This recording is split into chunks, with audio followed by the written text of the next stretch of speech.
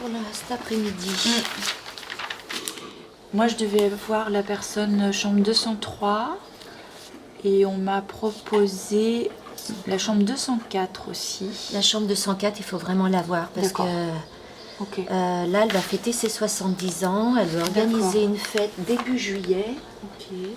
Et le fait de perdre ses cheveux, elle le vit très mal. D'accord. Donc, elle a besoin de te voir. D'accord. C'est tout bon pour toi? C'est tout bon pour moi. Ok, ben on se retrouve tout à l'heure. Ouais. Ok. Et puis, on ira les voir. À tout à l'heure, Hein? D'accord, merci.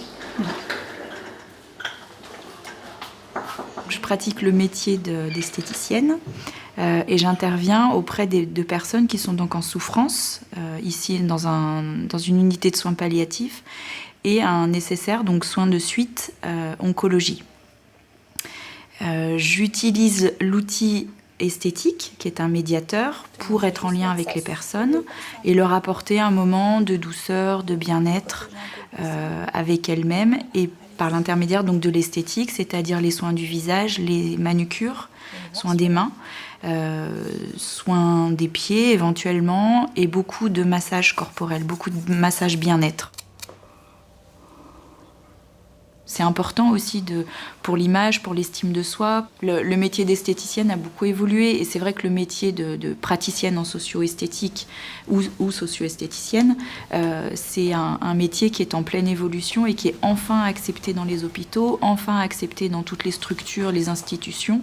Au sein du centre hospitalier Montpensier de Trévoux se trouve une unité de soins palliatifs et un SSR oncologie, un service de soins de suite et de réadaptation.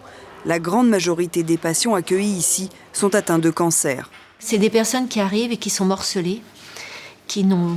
La plupart du temps, ils arrivent avec une énième cure de chimiothérapie ou de radiothérapie, avec une perte de confiance, avec une perte d'estime de soi, une perte d'identité, parce que la plupart du temps, ils ont même déjà plus d'orientation de temps et espace. Et je me suis dit que c'était une opportunité d'amener une personne qui n'a pas de blouse blanche, qui est hors soin, quelqu'un qui pouvait restaurer cette image, cette confiance, et puis cette identité, et puis ce corps qui est abîmé aussi par la maladie.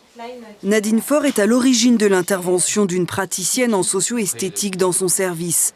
Soutenue par sa direction et ses collègues, elle a mené à bien ce projet et obtenu en 2012 une aide financière de la Fondation Apicil pour 1 an. La Fondation a ensuite continué à soutenir le projet, puis la direction de l'hôpital a accepté de prendre à sa charge son financement. Le poste de Laetitia est maintenant pérennisé.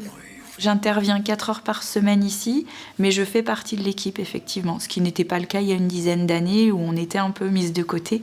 Mais aujourd'hui, c'est un métier qui est complètement accepté. C'est pas simplement de l'esthétique, c'est vraiment une prise en charge thérapeutique, mais qui n'est pas classique et qui apporte aux patients un confort supplémentaire. Le jour de la prise en charge socio-esthétique, que ce soit l'anxiolytique, que ce soit la dose de secours de douleur, il y en a moins de nécessaire.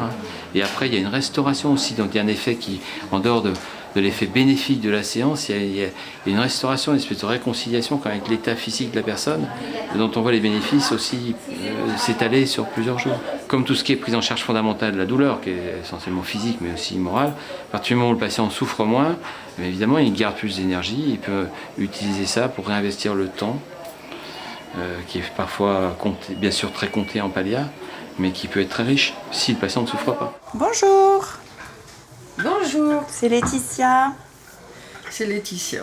Qu'est-ce qui vous ferait plaisir aujourd'hui, justement? On avait prévu un soin du visage, hein? Ouais. Je veux bien. Et j'ai ma mallette de maquillage. Ça vous dit un petit maquillage Un petit avec maquillage. Allez, soyons Ça fait fous. bien longtemps que ça m'est pas arrivé. Tac.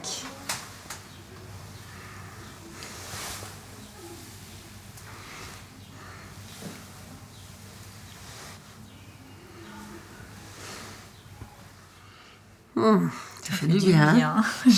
Votre peau, c'est ce qu'elle a dit. Oh là là. Ça va me ramener à 20 ans. À peu près. 18.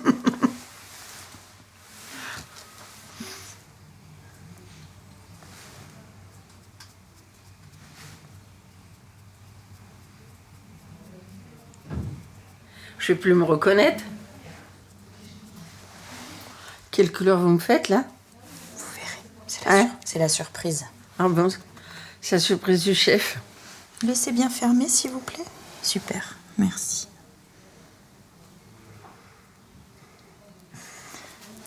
Voilà.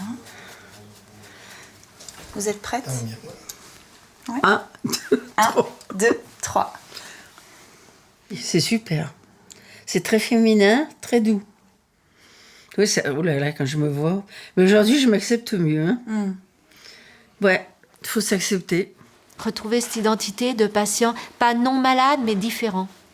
Il est toujours malade, on ne peut pas l'enlever, cette maladie. C'est l'oncologue, c'est le travail de l'oncologue, c'est le travail de nos médecins.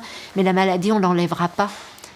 Mais peut-être arriver à le laisser accompagner, ce corps, cette tête saine et puis ce corps malade. Essayer de l'associer, quoi.